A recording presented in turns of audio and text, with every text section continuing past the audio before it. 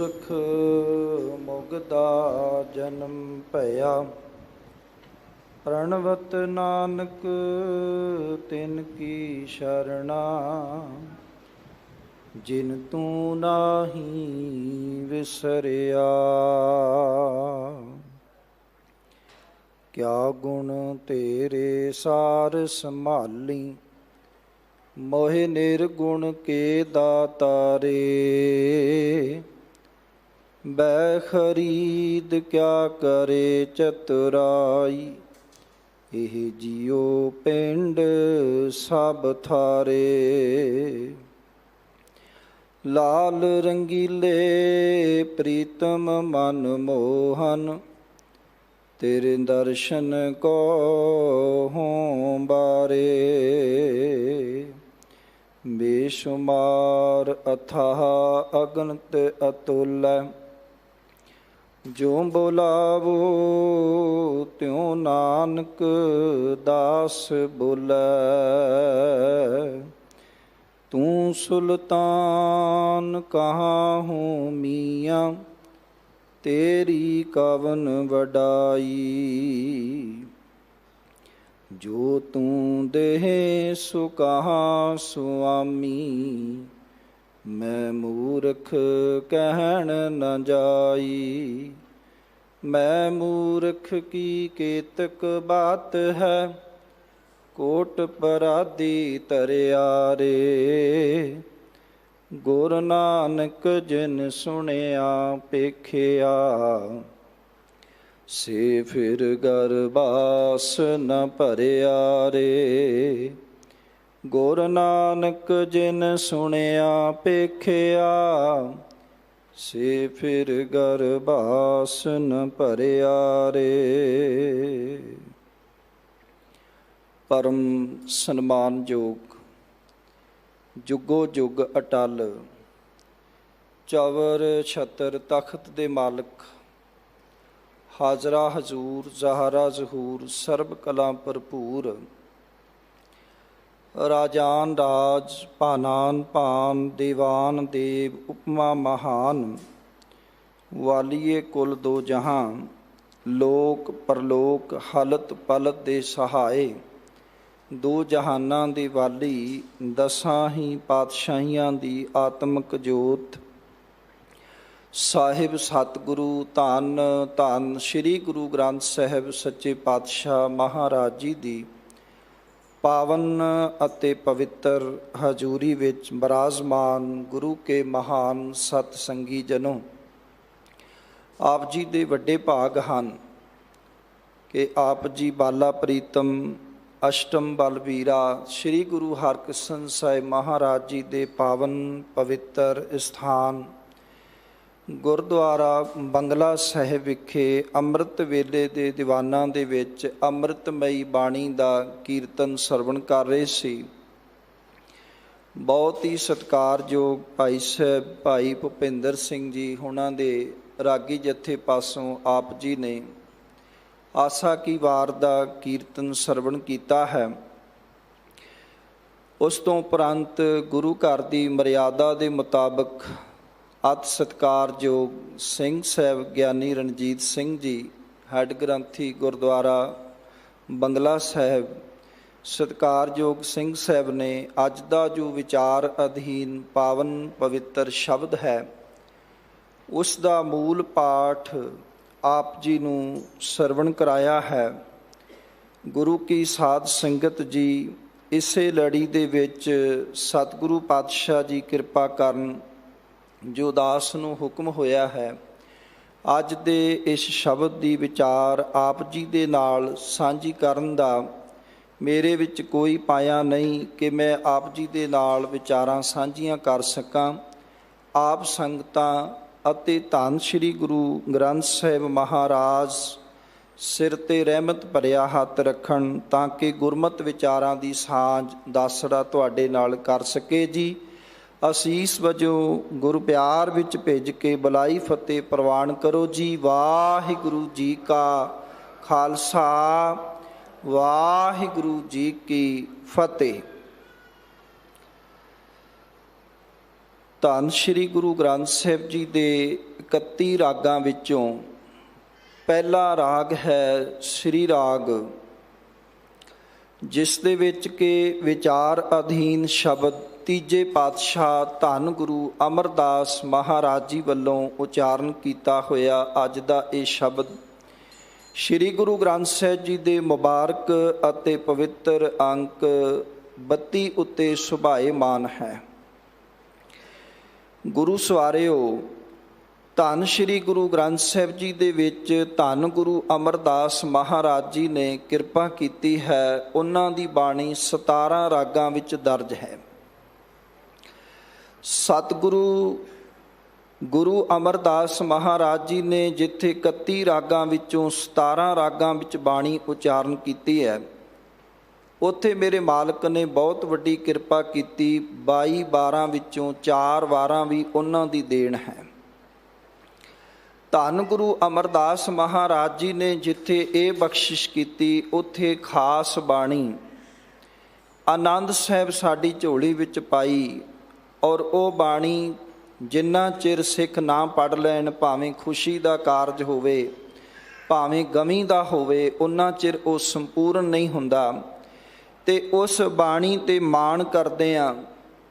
ਅੱਜ ਸਾਰਾ ਸਿੱਖ ਜਗਤ ਇਉਂ ਮਹਿਸੂਸ ਕਰਦਾ ਹੈ ਕਿ ਮੇਰੇ ਦਾਤਾ, ਤੂੰ ਐਸੀ ਅੰਮ੍ਰਿਤਮਈ ਬਾਣੀ ਸਾਡੀ ਝੋਲੀ 'ਚ ਪਾਈ, ਜਿਸ ਨੂੰ ਪੜ੍ਹਦੇ ਹਾਂ ਸਾਨੂੰ ਗੁਰੂ ਚੇਤੇ ਆਉਂਦਾ ਹੈ, ਗੁਰੂ ਦਾ ਖਿਆਲ ਆਉਂਦਾ ਹੈ, ਗੁਰੂ ਦੀ ਸਿੱਖਿਆ ਆਉਂਦੀ ਹੈ। ਔਰ ਸਾਡਾ ਵੀ ਚਿੱਤ ਕਰਦਾ ਵੀ ਤੇਰੇ ਵਾਂਗ ਦਾਤਾ ਅਸੀਂ ਵੀ ਮਾਣ ਨਾਲ ਕਹਿ ਸਕੀਏ ਕਿ ਆਨੰਦ ਭਇਆ ਮੇਰੀ ਮਾਏ ਸਤਿਗੁਰੂ ਮੈਂ ਪਾਇਆ। ਗੁਰੂ ਪਿਆਰ ਵਾਲਿਓ, ਸਤਿਗੁਰੂ ਗੁਰੂ ਅਮਰਦਾਸ ਮਹਾਰਾਜ ਨੇ ਅੱਜ ਦੇ ਇਸ ਪਾਵਨ ਪਵਿੱਤਰ ਗੁਰਵਾਕ ਦੇ ਵਿੱਚ ਜੋ ਰਾਹੋ ਵਾਲਾ ਬੰਦ ਬਖਸ਼ਿਸ਼ ਕੀਤਾ ਹੈ, ਬੜਾ ਪਿਆਰਾ ਬੰਦ ਹੈ। ਸਤਿਗੁਰੂ ਜੀ ਸ਼ਬਦ ਦਾ ਜੋ ਤਤ ਭਾਵ ਇਸ ਰਾਹੋ ਵਾਲੇ ਬੰਦ ਵਿੱਚ ਬਖਸ਼ਿਸ਼ ਕਰ ਰਹੇ ਨੇ, ਗੁਰਦੇਵ ਪਾਤਸ਼ਾਹ ਮਨ ਨੂੰ ਸੰਬੋਧਨ ਕਰਕੇ ਆਖਦੇ ਨੇ। ਸਤਿਗੁਰੂ ਕਹਿਣ ਲੱਗੇ, ਮੇਰੇ ਮਨ ਗੁਰਮੁਖ ਧਿਆਏ ਹਰਿ ਸੋਏ, ਗੁਰ ਕਾ ਸ਼ਬਦ ਮਨ ਵਸੈ, ਮਨ ਤਨ ਨਿਰਮਲ ਹੋਏ। ਰਹਾਉ। ਪਾਤਸ਼ਾਹ ਕਹਿੰਦੇ ਨੇ, ਮੇਰੇ ਮਨ, ਹੇ ਮੇਰੇ ਮਨ, ਤੈਨੂੰ ਇੱਕ ਬੜੀ ਪਿਆਰੀ ਜੁਗਤ ਮੈਂ ਦੱਸਣ ਜਾ ਰਿਹਾ, ਤੇ ਉਸ ਪਿਆਰੀ ਜੁਗਤ ਨੂੰ ਧਿਆਨ ਨਾਲ ਸੁਣੀ। ਕਿਉਂਕਿ ਗੁਰੂ ਅਮਰਦਾਸ ਮਹਾਰਾਜ ਮਨ ਦੀ ਕਮਜ਼ੋਰੀ ਨੂੰ ਵੀ ਜਾਣਦੇ ਨੇ ਤੇ ਮਨ ਦੀਆਂ ਉਣਤਾਈਆਂ ਨੂੰ ਵੀ ਜਾਣਦੇ ਨੇ, ਮਨ ਦੀਆਂ ਕਮੀਆਂ ਨੂੰ ਵੀ ਜਾਣਦੇ ਨੇ ਤੇ ਮਨ ਵਿੱਚ ਲੱਗੀ ਹੋਈ ਮੈਲ ਨੂੰ ਵੀ ਜਾਣਦੇ ਨੇ। ਬੜੇ ਨੇੜੇ ਤੋਂ ਗੁਰੂ ਅਮਰਦਾਸ ਮਹਾਰਾਜ ਨੇ ਮਨ ਨੂੰ ਤੱਕਿਆ ਤੇ ਪਾਤਸ਼ਾਹ ਜੀ ਨੇ ਇਹ ਵੀ ਵੇਖੋ ਕਿ ਮਨ ਨੂੰ ਗੁਰਬਾਣੀ ਦੇ ਵਿੱਚ ਗੁਰੂ ਅਮਰਦਾਸ ਪਾਤਸ਼ਾਹ ਦੀ ਖਾਸ ਕਰਕੇ ਮੈਂ ਗੱਲ ਕਰਾਂ ਤੇ ਸਤਿਗੁਰੂ ਨੇ ਬੜੇ ਪਿਆਰ ਨਾਲ ਵੀ ਇਹਨੂੰ ਸਮਝਾਉਣ ਦਾ ਯਤਨ ਕੀਤਾ ਹੈ। ਗੁਰਦੇਵ ਪਾਤਸ਼ਾਹ ਜਿਵੇਂ ਅੱਜ ਦੇ ਸ਼ਬਦ ਵਿੱਚ ਕਹਿੰਦੇ ਨੇ, ਮੇਰੇ ਮਨ ਗੁਰਮੁਖ ਧਿਆਏ ਹਰਿ ਸੋਏ। ਪਾਤਸ਼ਾਹ ਕਹਿਣ ਕਿ ਮੇਰੇ ਮਨ, ਮੇਰੀ ਇੱਕ ਸਲਾਹ ਮੰਨ ਲੈ, ਜੇ ਜ਼ਿੰਦਗੀ 'ਚ ਤੂੰ ਕਾਮਯਾਬ ਹੋਣਾ, ਜੇ ਜ਼ਿੰਦਗੀ 'ਚ ਸਾਫ ਸੁਥਰਾ ਹੋਣਾ, ਆਪਣੇ ਅੰਦਰ ਦੀ ਮਲੀਨਤਾ ਨੂੰ ਖੋਣਾ ਤੇ ਤੂੰ ਹਰੀ ਨੂੰ ਧਿਆਇਆ ਕਰ, ਗੁਰੂ ਦੇ ਸਨਮੁਖ ਹੋ ਕੇ, ਗੁਰੂ ਦੀ ਸ਼ਰਨ ਪੈ ਕੇ। ਇਹ ਪਹਿਲਾ ਨੁਕਤਾ ਸਾਂਝਾ ਕੀਤਾ ਪਾਤਸ਼ਾਹ ਜੀ ਨੇ ਕਿ ਭਾਈ ਮਨਾ, ਤੂੰ ਗੁਰੂ ਦੇ ਸਨਮੁਖ ਹੋ, ਗੁਰੂ ਦੀ ਸ਼ਰਨ ਪੈ ਤੇ ਹਰੀ ਪਰਮਾਤਮਾ ਨੂੰ ਧਿਆਇਆ ਕਰ। ਤੇ ਜੇ ਮਨ ਸਵਾਲ ਖੜਾ ਕਰ ਦੇਵੇ, ਦਾਤਾ ਵੀ ਹਰੀ ਨੂੰ ਧਿਆ ਕੇ ਕੀ ਕੁਝ ਹੋਵੇਗਾ, ਜਾਂ ਮੈਂ ਕਿਹੜੇ ਹਰੀ ਨੂੰ ਧਿਆਵਾਂ, ਜਿਸ ਹਰੀ ਨੂੰ ਧਿਆ ਕੇ ਮੇਰੇ ਅੰਦਰ ਦੀ ਮਲੀਨਤਾ ਗਵਾਚ ਜਾਏ, ਜਿਸ ਹਰੀ ਨੂੰ ਧਿਆ ਕੇ ਸਦੀਵ ਸੁੱਖ ਪ੍ਰਾਪਤ ਹੋਵੇ। ਤੇ ਥਾਂ ਥਾਂ ਤੇ ਕਈ ਵਾਰ ਅੱਜ ਸਾਡੇ ਵੀ ਸਵਾਲ ਹੋ ਸਕਦੇ ਨੇ। ਧਿਆਨ ਰੱਖਣਾ, ਗੁਰਬਾਣੀ ਸਤਿਗੁਰਾਂ ਦੀ ਇਸ ਤਰ੍ਹਾਂ ਦੀ ਹੈ ਜਿਸ ਤੇ ਵਾਰ-ਵਾਰ ਵਾੜੇ ਜਾਣ ਨੂੰ ਦਿਲ ਕਰਦਾ ਹੈ। ਕਿਸੇ ਵੀ ਸਾਹਿਤਕਾਰ ਦੀ ਤੁਸੀਂ ਰਚਨਾ ਪੜ੍ਹੋਗੇ ਨਾ ਤੇ ਉਹਦੇ ਵਿੱਚ ਹੋ ਸਕਦਾ ਸਵਾਲ ਕੀਤੇ ਹੋਣ ਪਰ ਸਵਾਲਾਂ ਦੇ ਜਵਾਬ ਨਾ ਦਿੱਤੇ ਹੋਣ ਜਾਂ ਸਵਾਲਾਂ ਦੇ ਜਵਾਬ ਅਧੂਰੇ ਹੋਣ। ਗੁਰਬਾਣੀ ਦੇ ਵਿੱਚ ਅਜਿਹਾ ਨਹੀਂ ਹੈ। ਗੁਰਬਾਣੀ ਦੇ ਵਿੱਚ ਆਪ ਜੀ ਸੈਂਕੜੇ ਸਵਾਲ ਪ੍ਰਾਪਤ ਕਰੋਗੇ ਪਰ ਉਹਨਾਂ ਦੇ ਆਨਸਰ ਵੀ ਕੰਪਲੀਟ ਆਨਸਰ ਤੁਹਾਨੂੰ ਗੁਰਬਾਣੀ ਵਿੱਚੋਂ ਹੀ ਪ੍ਰਾਪਤ ਹੋਣਗੇ। ਸਤਿਗੁਰੂ ਪਾਤਸ਼ਾਹ ਜੀ ਦੇ ਸਾਹਮਣੇ ਜੇ ਅੱਜ ਦਾ ਨੌਜਵਾਨ ਇਹ ਸਵਾਲ ਲੈ ਕੇ ਆਏ, ਦਾਤਾ ਤੁਸੀਂ ਕਹਿੰਦੇ ਹੋ ਹਰੀ ਨੂੰ ਧਿਆਉਣਾ ਹੈ ਪਰ ਕੀ ਪ੍ਰਾਪਤ ਹੋਏਗਾ? ਤੇ ਸਤਿਗੁਰੂ ਪਾਤਸ਼ਾਹ ਜੀ ਇੱਕ ਥਾਂ ਤੇ ਗੁਰਬਾਣੀ 'ਚ ਬੜੇ ਪਿਆਰ ਨਾਲ ਅਤੇ ਸੌਖੇ ਢੰਗ ਨਾਲ ਸਮਝਾਉਂਦੇ ਨੇ, ਭਾਈ ਤੂੰ ਉਸ ਅਬਨਾਸੀ ਨੂੰ ਧਿਆਵੇਂਗਾ ਨਾ, ਅਬਨਾਸੀ ਜੀਵਨ ਕੋ ਦਾਤਾ ਸਿਮਰਤ ਸਭ ਮਲ ਖੋਈ। ਜੇ ਤੂੰ ਉਸ ਅਬਨਾਸੀ ਨੂੰ ਧਿਆਵੇਂਗਾ ਨਾ ਤੇ ਜਿੰਨੀ ਵੀ ਜਨਮਾਂਤਰਾਂ ਦੀ ਲੱਗੀ ਹੋਈ ਮੈਲ ਹੈ ਨਾ, ਇਹ ਸਾਰੀ ਖੋਈ ਜਾਏਗੀ, ਇਹ ਸਾਰੀ ਉਤਰ ਜਾਏਗੀ, ਤੈਨੂੰ ਫਿਰ ਕੁਝ ਕਰਨ ਦੀ ਲੋੜ ਨਹੀਂ ਪਏਗੀ।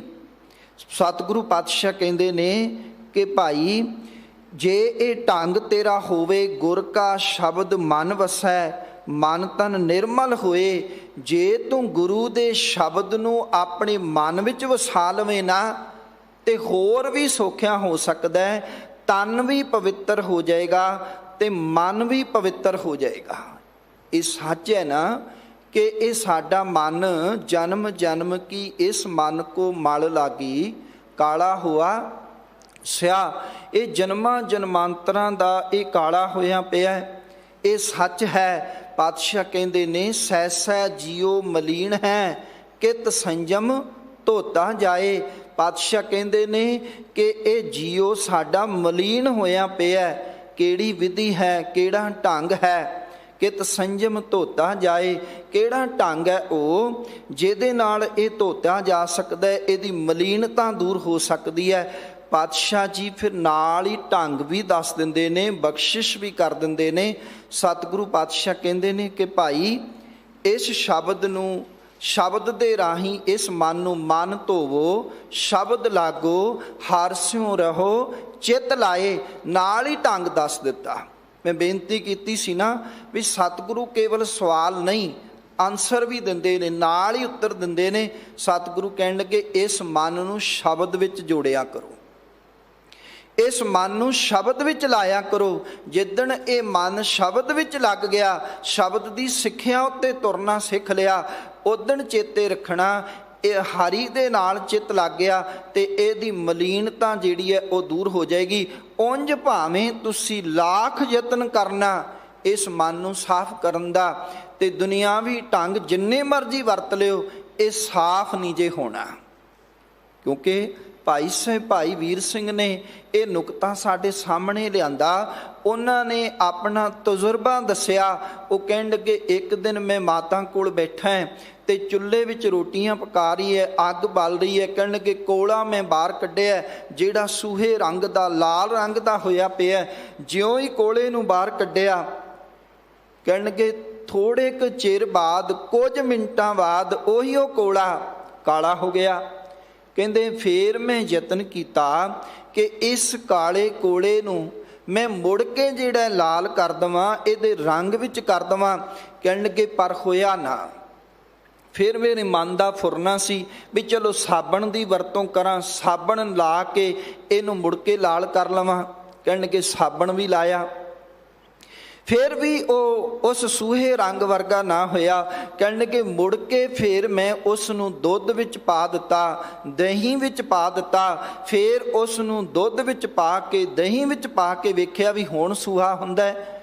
ਕਹਿਣ ਲੱਗੇ ਫਿਰ ਨਹੀਂ ਇਹ ਲਾਲ ਹੋਇਆ, ਫਿਰ ਆਪਣੇ ਰੰਗ ਵਿੱਚ ਨਹੀਂ ਆਇਆ। ਕਹਿਣ ਲੱਗੇ ਮੈਂ ਉਸ ਨੂੰ ਚੁੱਕਿਆ, ਫਿਰ ਉਸ ਦੇ ਮੂਲ ਨਾਲ ਉਸ ਅੱਗ ਵਿੱਚ ਪਾ ਦਿੱਤਾ। ਕਹਿਣ ਲੱਗੇ ਮੇਰੇ ਵੇਖਦਿਆਂ ਵੇਖਦਿਆਂ ਦੁਬਾਰਾ ਉਹ ਕੋਲਾ ਲਾਲ ਰੰਗ ਦਾ ਹੋ ਗਿਆ, ਭੱਖ ਗਿਆ। ਕਹਿੰਦੇ ਮੈਨੂੰ ਸਮਝ ਇੱਕ ਗੱਲ ਦੀ ਆਈ ਕਿ ਸਾਬਣ ਲਾਲਾ ਧੋਤਾ ਕੋਲਾ, ਦੁੱਧ ਦਹੀਂ ਵਿੱਚ ਪਾਇਆ, ਖੁੰਭ ਝਾੜ ਸੀ ਰੰਗਣ ਉਸ ਨੇ, ਰੰਗ ਨਾ ਉਸ ਵਟਾਇਆ। ਵਿਛੜ ਕੇ ਸੀ ਕਾਲਕ ਖਾਧੀ, ਵਿਣ ਮਿਲਿਆ ਨਹੀਂ ਲੈਂਦੀ। ਅੰਗ ਅੱਗ ਦੇ ਲਾ ਕੇ ਦੇਖੋ ਚੜਦਾ ਰੂਪ ਸਵਾਇਆ। ਸਤਿਗੁਰੂ ਕਹਿਣਗੇ ਮਨ ਧੋਵੋ ਸ਼ਬਦ ਲਾਗੋ ਹਰਿ ਸਿਉ ਰਹੋ ਚਿਤ ਲਾਏ। ਭਾਈ ਜੇ ਤੂੰ ਇਸ ਮਨ ਨੂੰ ਸ਼ਬਦ ਦੁਆਰਾ ਧੋ ਲਏਗਾ, ਸ਼ਬਦ ਦੀ ਸਿੱਖਿਆ ਇਹਦੇ ਮਨ ਵਿੱਚ ਵਸਾ ਲਏਗਾ, ਹਰੀ ਨਾਲ ਚਿੱਤ ਲਾਵੇਂਗਾ, ਜੋ ਤੇਰਾ ਮੂਲ ਹੈ ਉਸ ਆਧਾਰ ਨਾਲ ਜੁੜ ਜਾਵੇਂਗਾ ਤੇ ਤੈਨੂੰ ਜਿਹੜਾ ਹੈ ਆਪਣੀ ਜ਼ਿੰਦਗੀ 'ਚ ਦੁਬਾਰਾ ਰੰਗ ਚੜ ਜਾਏਗਾ। ਪਰ ਇਹ ਉੱਤਮ ਸਿੱਖਿਆ, ਇਹ ਉੱਤਮ ਗਿਆਨ ਕਿਸ ਕੋਲੋਂ ਪ੍ਰਾਪਤ ਹੁੰਦਾ ਹੈ? ਗੁਰੂ ਕੋਲੋਂ, ਗੁਰੂ ਸ਼ਬਦ ਕੋਲੋਂ। ਮੈਨੂੰ ਬੇਨਤੀ ਕਰ ਲੈਣ ਦੇਣਾ ਪਿਆਰਿਓ, ਇਹ ਜੁਗਤ ਤਾਂ ਗੁਰੂ ਨੇ ਦੱਸ ਦਿੱਤੀ, ਸਿਆਣਿਆਂ ਨੇ ਦੱਸ ਦਿੱਤੀ, ਗੁਰੂ ਸਾਹਿਬਾਨ ਨੇ ਦੱਸ ਦਿੱਤੀ, ਪਰ ਭੋਲਿਓ ਕਈ ਵਾਰ ਅਜਿਹਾ ਵੀ ਹੁੰਦਾ ਕਿ ਮਨੁੱਖ ਕੋਲ ਸਾਧਨ ਹੈਗੇ ਹੈ, ਵਰਤਦਾ ਨਹੀਂ ਹੈ। ਕਈ ਵਾਰ ਮਨੁੱਖ ਕੋਲ ਸਾਧਨ ਹੈਗੇ ਹੈ, ਵਰਤਦਾ ਨਹੀਂ। ਕਈ ਵਾਰ ਸਾਧਨ ਹੈਗੇ ਹੈ, ਵਰਤਨ ਦਾ ਢੰਗ ਨਹੀਂ ਆਉਂਦਾ। ਅੱਜ ਕੱਲ੍ਹ ਤੁਸੀਂ ਵੇਖੋ ਵੀ ਤਰ੍ਹਾਂ ਤਰ੍ਹਾਂ ਦੇ ਮਾਰਕੀਟ ਦੇ ਵਿੱਚ ਇਹੋ ਜਿਹੇ ਪ੍ਰੋਡਕਟ ਨੇ ਜਿਨ੍ਹਾਂ ਦੇ ਨਾਲ ਮਨੁੱਖ ਨੂੰ ਕਿਹਾ ਜਾਂਦਾ ਹੈ ਉਹ ਭਲਿਆ ਆਪਣੇ ਹੱਥ ਇਸ ਪ੍ਰੋਡਕਟ ਰਾਹੀਂ ਧੋ ਲੈ। ਕਈ ਵਾਰ ਅਸੀਂ ਸਾਬਣ ਦੀ ਵਰਤੋਂ ਕਰਨਾ ਜਾਣਦੇ ਹਾਂ, ਪਰ ਉਹ ਨਵੇਂ ਮਾਰਕੀਟ ਵਿੱਚ ਆਏ ਪ੍ਰੋਡਕਟ ਉਹਨਾਂ ਨੂੰ ਵਰਤਣਾ ਨਹੀਂ ਜਾਣਦੇ ਹਾਂ।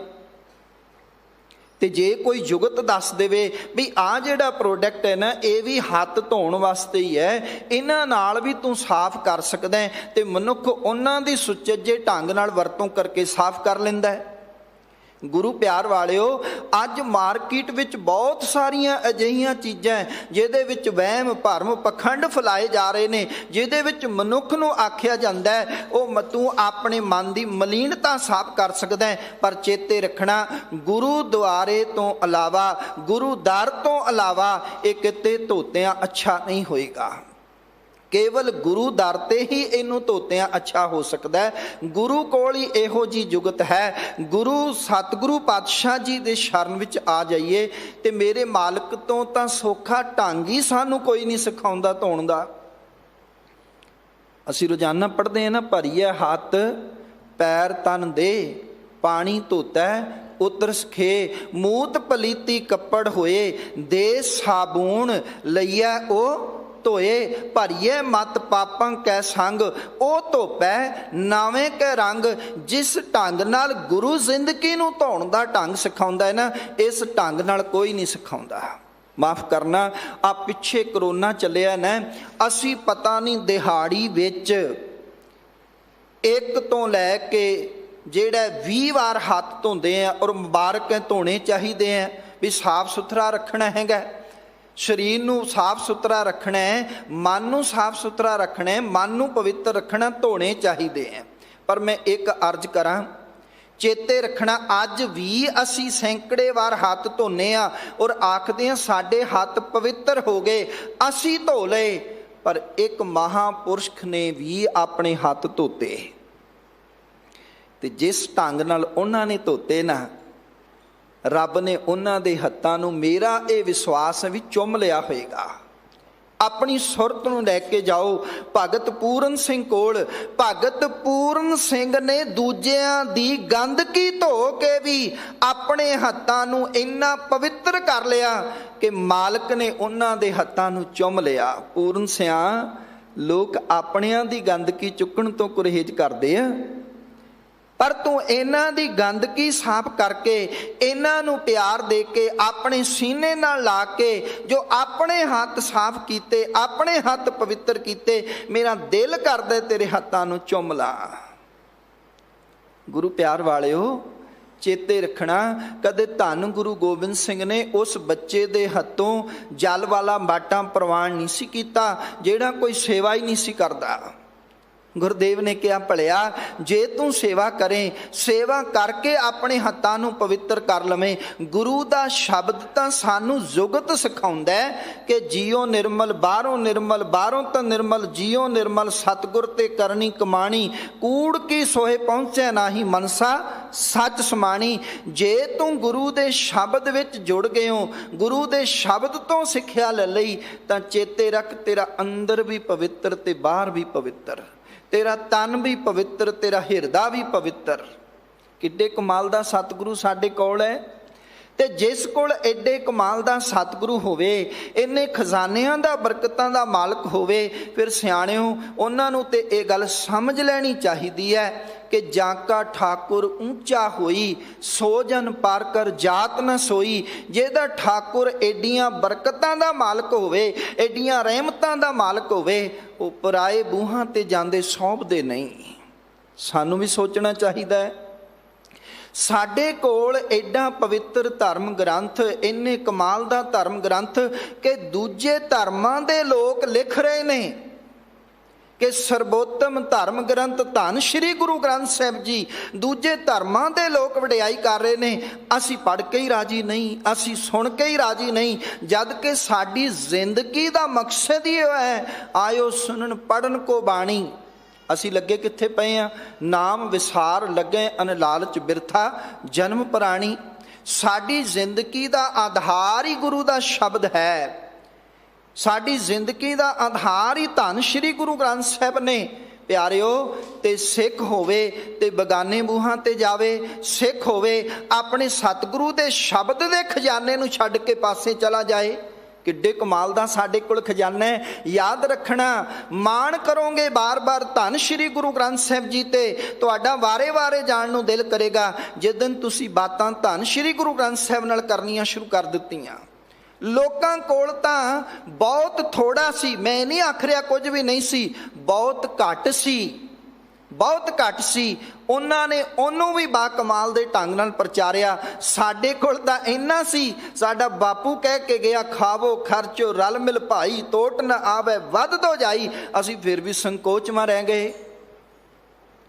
ਗੁਰੂ ਪਿਆਰ ਵਾਲਿਓ, ਧੰਨ ਸ਼੍ਰੀ ਗੁਰੂ ਗ੍ਰੰਥ ਸਾਹਿਬ ਦੀਆਂ ਤਾਂ ਬਰਕਤਾਂ ਹੀ ਬਹੁਤ ਨੇ, ਰਹਿਮਤਾਂ ਹੀ ਬਹੁਤ ਨੇ। ਤੁਸੀਂ ਵੇਖੋ, ਉਹ ਸਮਾਂ ਤੱਕੋ ਜਦੋਂ 1848-49 ਵਿੱਚ ਅੰਗਰੇਜ਼ਾਂ ਦਾ ਰਾਜ ਹੋਇਆ ਨਾ, ਤੇ ਉਹਨਾਂ ਨੇ ਆ ਕੇ ਈਸਾਈਅਤ ਦੇ ਪ੍ਰਚਾਰ ਨੂੰ ਖੁੱਲ੍ਹ ਦਿੱਤੀ। ਉਹ ਲੋਕਾਂ ਨੇ ਆਪਣਾ ਪ੍ਰਚਾਰ ਕੀਤਾ, ਆਪਣੇ ਮਿਸ਼ਨਰੀ ਜਿਹੜਾ ਧਰਤੀ ਤੇ ਉਤਾਰੇ, ਹਿੰਦੁਸਤਾਨ ਦੀ ਕੋਨੇ-ਕੋਨੇ ਤੇ ਜਾ ਕੇ ਉਹਨਾਂ ਨੇ ਪ੍ਰਚਾਰ ਕੀਤਾ।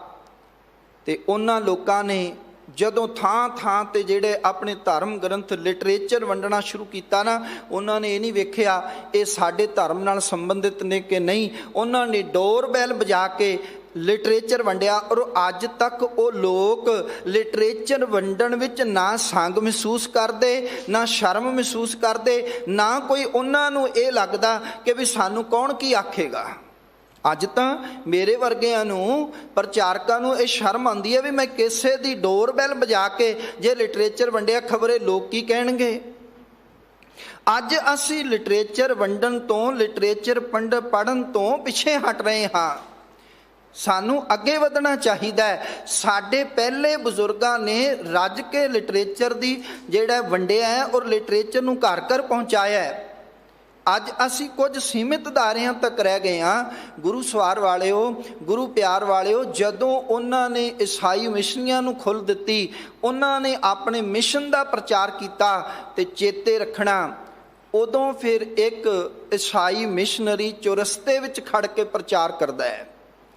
ਉਹ ਕਹਿੰਦਾ ਹੈ ਕਿ ਮੈਂ ਧਰਮ ਗ੍ਰੰਥ ਪੜ੍ਹੇ ਨੇ ਸਨਾਤਨ ਵੀਰਾਂ ਦੇ, ਉਹਨਾਂ ਵੀਰਾਂ ਦੇ ਧਰਮ ਗ੍ਰੰਥਾਂ ਵਿੱਚ, ਅਤੇ ਮੁਸਲਮਾਨ ਵੀਰਾਂ ਦੇ ਵੀ ਧਰਮ ਗ੍ਰੰਥ ਪੜ੍ਹੇ ਨੇ।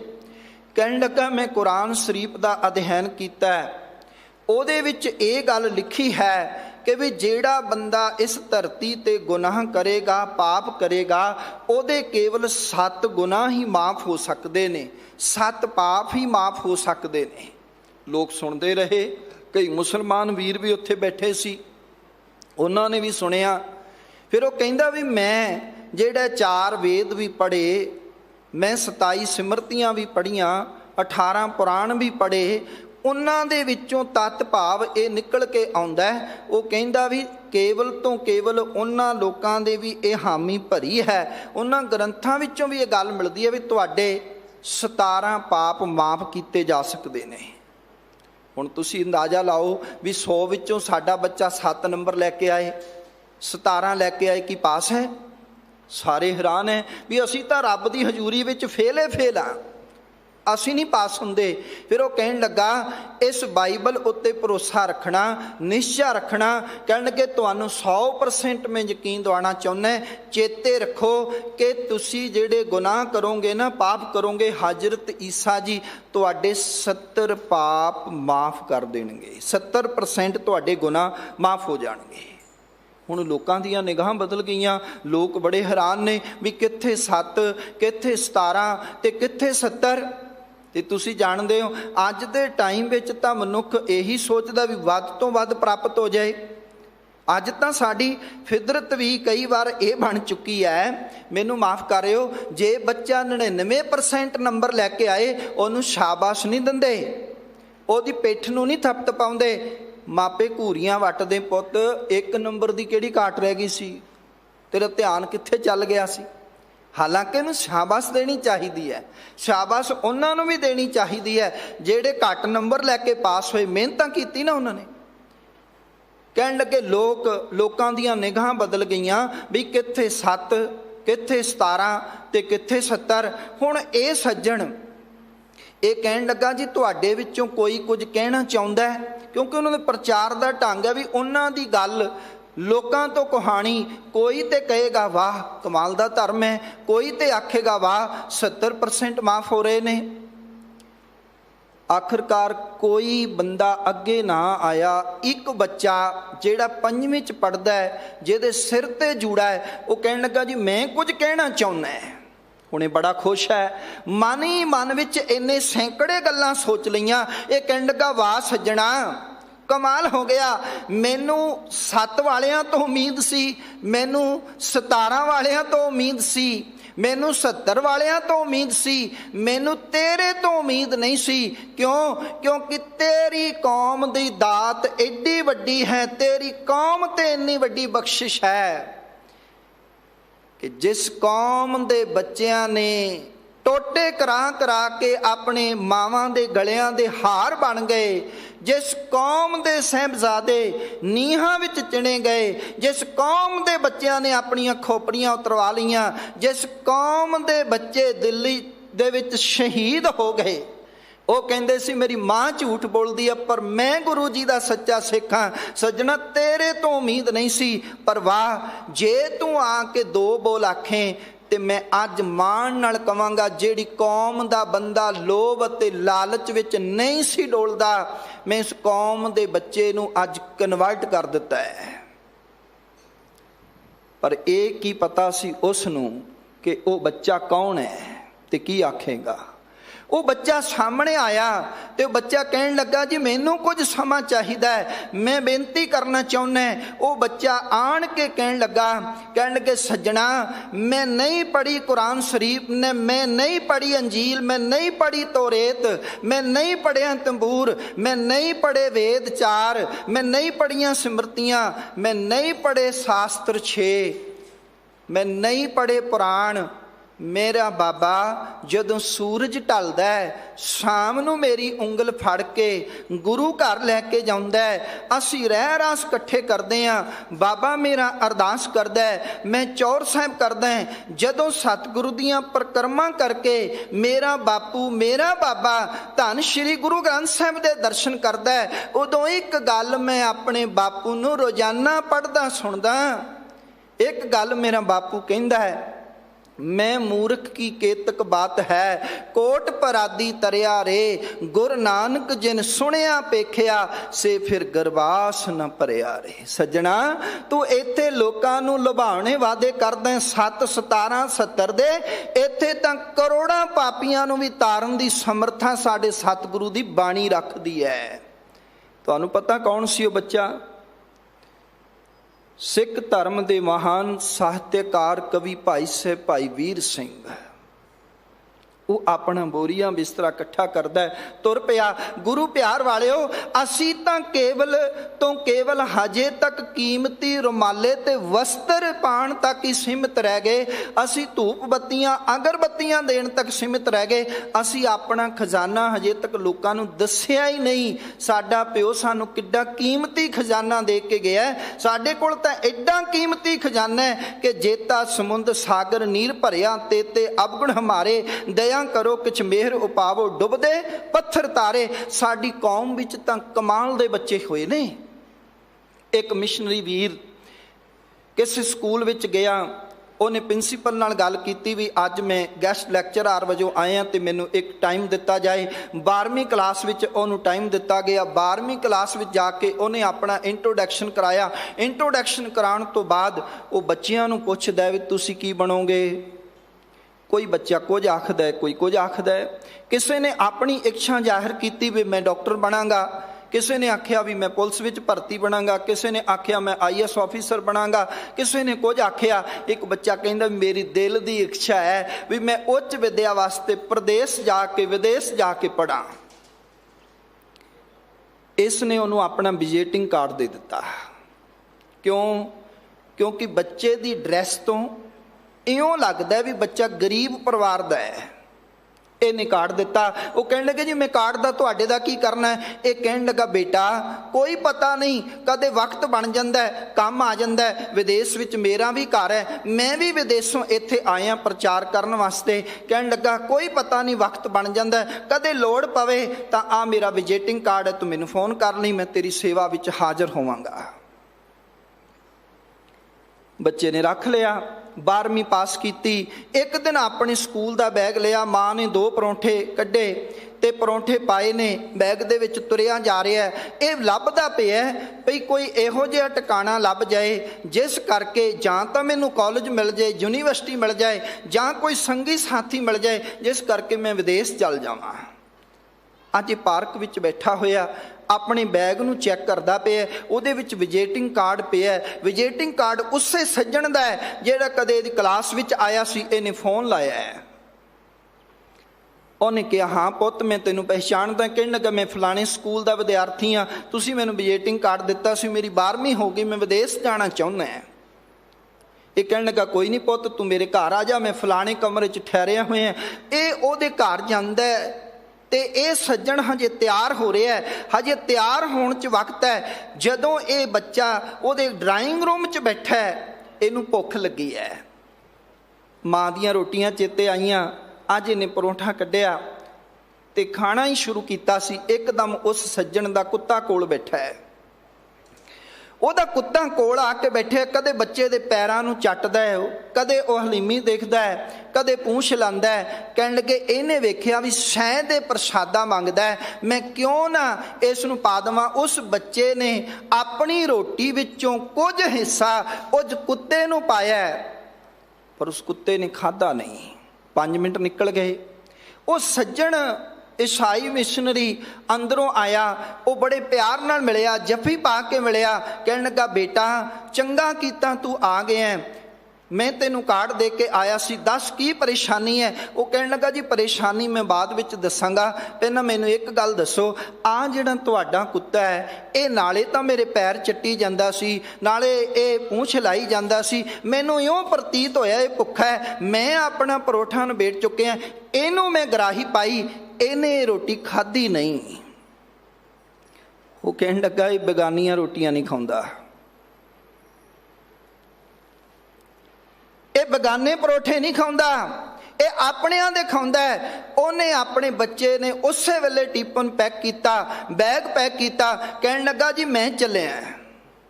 वो कहण लगा पुत तू ते वक्त मंग के आया सी, समा मंग के आया सी, तू हुण कित्थे चलिया।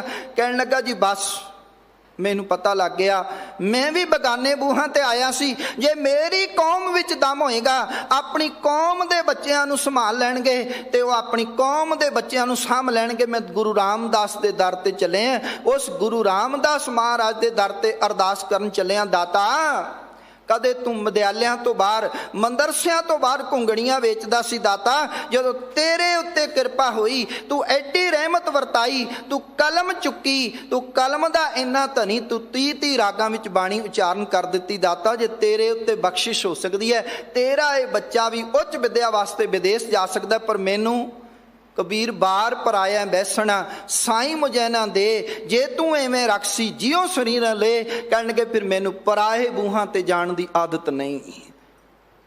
वो बच्चा धन गुरु रामदास महाराज जी के चरणों च अरदास करता है। गुरु प्यार वालिओ विश्वास ते यकीन जानना, वो बच्चा विदेश पढ़न वास्ते ਉੱਚ ਵਿਦਿਆ ਵਾਸਤੇ ਜਾਂਦਾ। ਗੁਰੂ ਰਾਮਦਾਸ ਮਹਾਰਾਜ ਉਹਦੀ ਅਰਦਾਸ ਨੂੰ ਭਾਗ ਲਾਉਂਦੇ ਨੇ।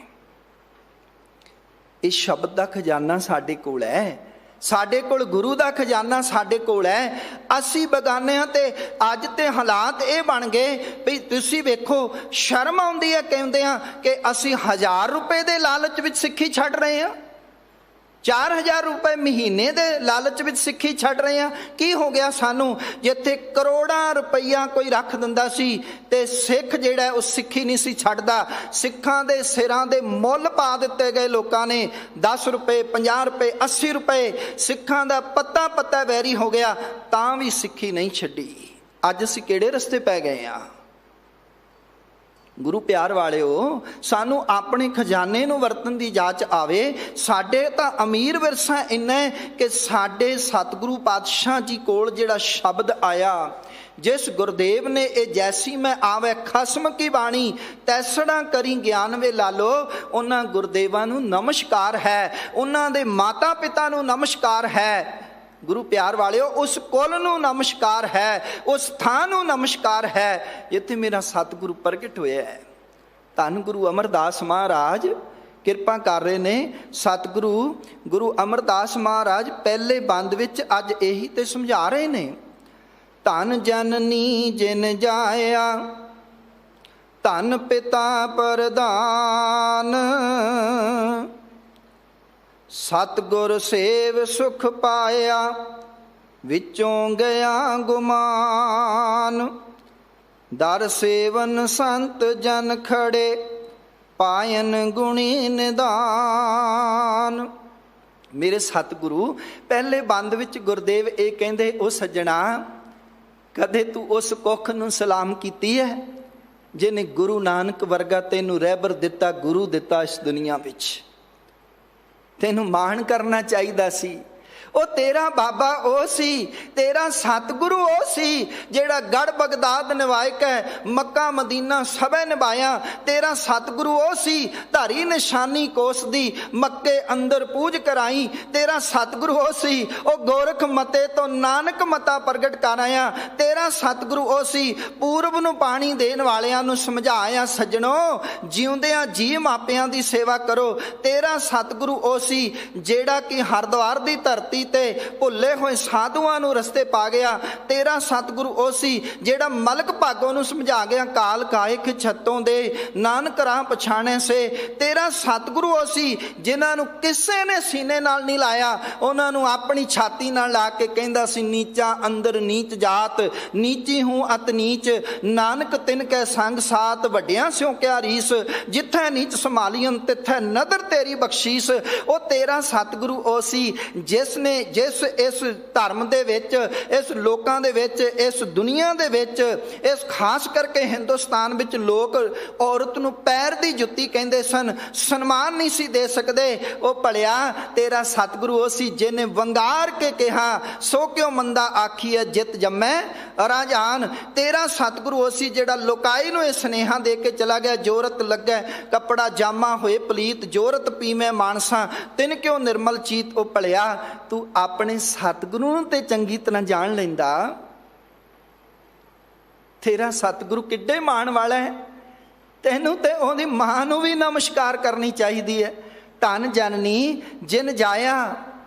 ਉਹ ਭਲਿਆ ਤੇਰੇ ਸਤਿਗੁਰੂ ਨੇ ਕਦੇ ਪੈਂਡੇ ਪੈਦਲ ਤੈਅ ਕੀਤੇ, ਕਦੇ ਘੋੜੀ ਉੱਤੇ ਸਵਾਰ ਹੋਇਆ, ਕਦੇ ਪਾਣੀਆਂ ਦੇ ਜਹਾਜ਼ ਬੈਠ ਕੇ ਸੰਗਲਾ ਦੀਪ ਦੇ ਰਾਜੇ ਨੂੰ ਤਾਰ ਆਇਆ।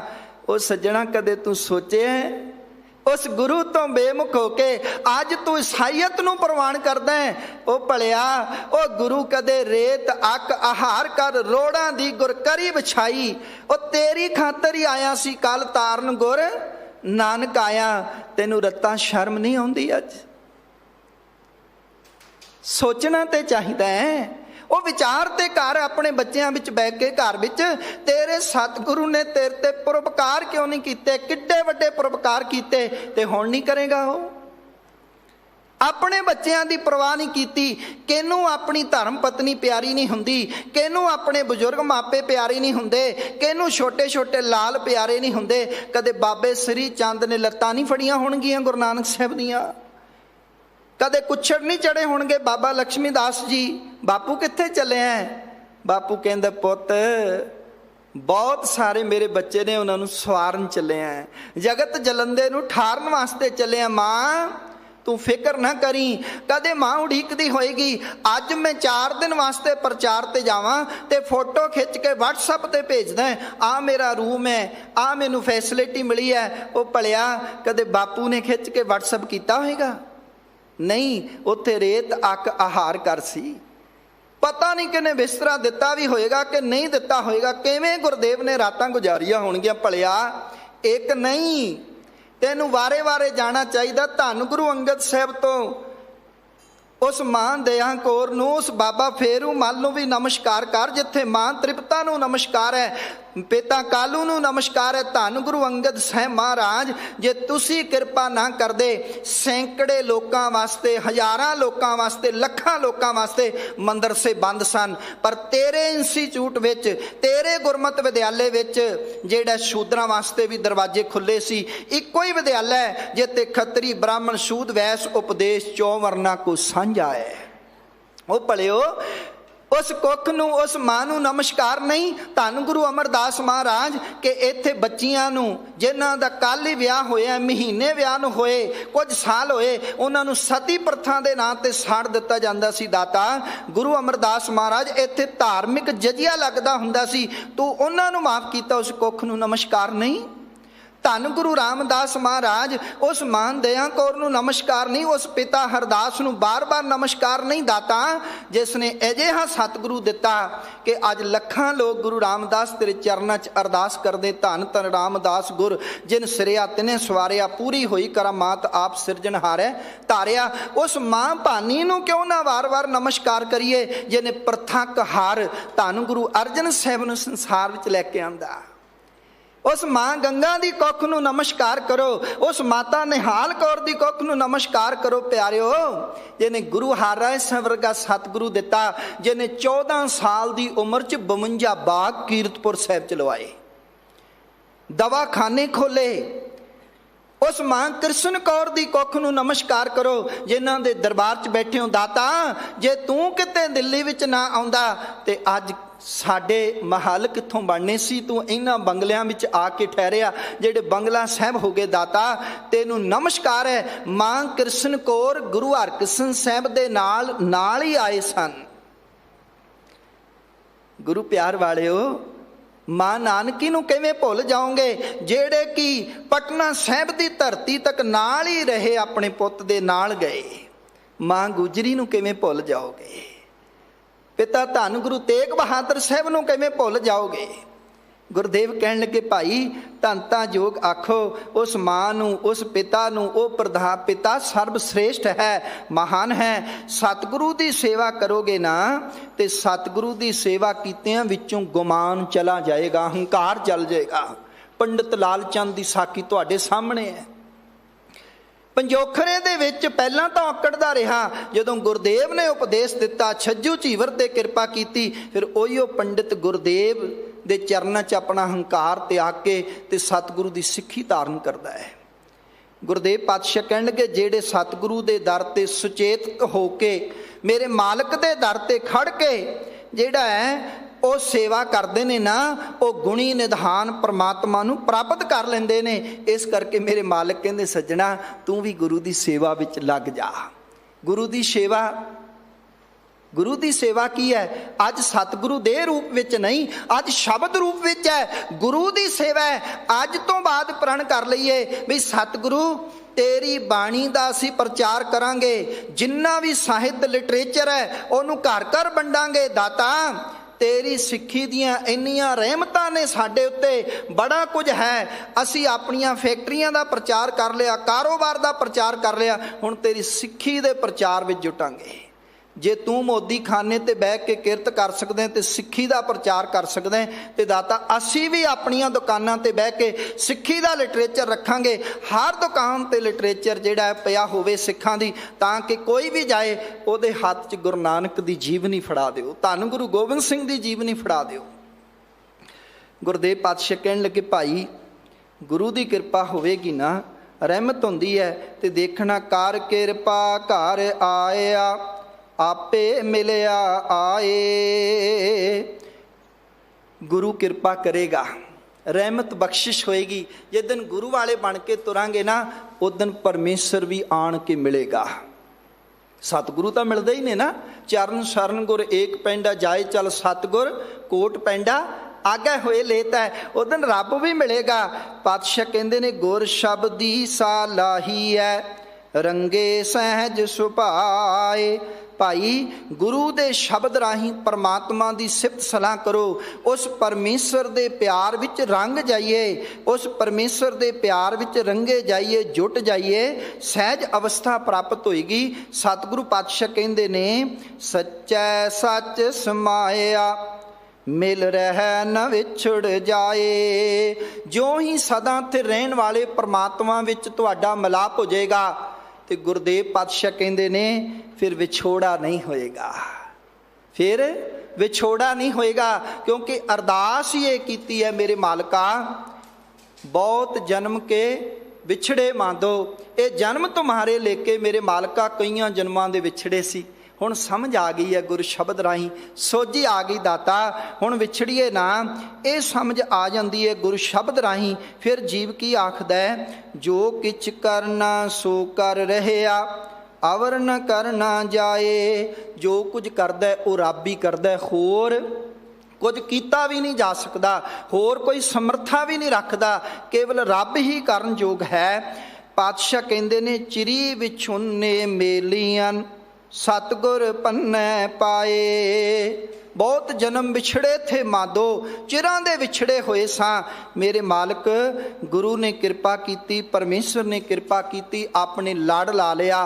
तो सतगुरु पातशाह ने जदों कृपा की, जदों असीं गुरु दे लड़ लाग गए ना, फिर विछोड़ा नहीं होएगा।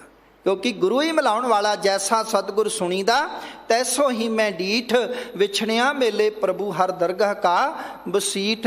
गुरदेव कहन लगे आपे कार कराए सी अवर न करना जाए। वो परमात्मा आपे ही कार करवाउंदा है जीवां पासों, ते सतगुरु पातशाह कहंदे होर कोई नहीं कर सकदा। सानू तां एक गल सिखाई गई कि हुक्म रजाई चलना, नानक लिखिया नाल जो तुद भावै साई भली कार। जो वो कार करा रहा है उंज करी जाओ। सतगुरु पातशाह जी चौथे बंद विच आखदे ने मन तन रत्ता रंग स्यों होमे तज विकार। हे भाई जिस दिन तू होमे नूं त्याग दिता, गुरु पासों सिक्ख्या मिल गई, गुरु की सेवा की, होमे त्याग दी, होमे का विकार त्याग दिता ना, तो तेरा ये मन तेरा ये तन परमेश्वर दे प्यारे रंग विच रंगिया जाएगा। तो सतगुरु कहणगे फिर वेखना अहनिस हिरदै रब रह निरभौ नाम निरंकार।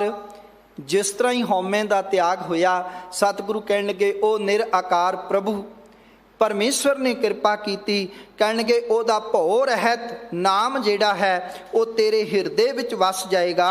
तो गुरदेव फिर अखीरलियां पंक्तियां च बख्शिश करते ने नानक आप मिलायन पूरे शब्द अपार। सतगुरु कहणगे हे नानक ओ मालक फिर कृपा करदा गुरु शब्द दे राही अपार प्रभु नूं मिला दिंदा है। जिस उत्ते गुरु शब्द की कृपा हो गई उस नूं परमेश्वर मिल जाता है। गुरु शब्द की कृपा होनी बहुत जरूरी है। शब्द की कृपा गुरु प्यार वाले उदों ही होएगी जदों शब्द नूं पढ़ांगे, शब्द नूं गावांगे, शब्द बाणी का आधार बने, गुरबाणी आधार बने। असी मान नाल कहिए जो बाबे अमरदास ने सुनेहा दिता ना, जिवें शब्द विच कि आवो सिख सतगुरु के प्यारिओ गावो सच्ची बाणी, बाणी तां गावो गुरु केरी बाणियां सिर बाणी। असी बाणी बाणे दे धारनी होइए, अमृत छकीए, लोक सुखीए, परलोक सवेले नानक हर प्रभ आपे मिले। दिल्ली सिख गुरुद्वारा प्रबंधक कमेटी का, धर्म प्रचार कमेटी का तह दिलों धन्नवाद। खास धन्नवाद सिंह साहब ਗਿਆਨੀ ਰਣਜੀਤ ਸਿੰਘ जी का ਜਿਹੜੇ अथाह प्यार बख्शिश करते। आप रब वर्गियां संगतां का तह दिलों धन्नवाद। कोटान कोट शुकर श्री गुरु ग्रंथ साहिब महाराज जी का जिन्हां सिर ते मेहर भरिया हथ रखिया। मेरियां भुलां खिमा करके फतेह प्रवान करो जी। वाहिगुरू जी का खालसा, वाहिगुरू जी की फतेह।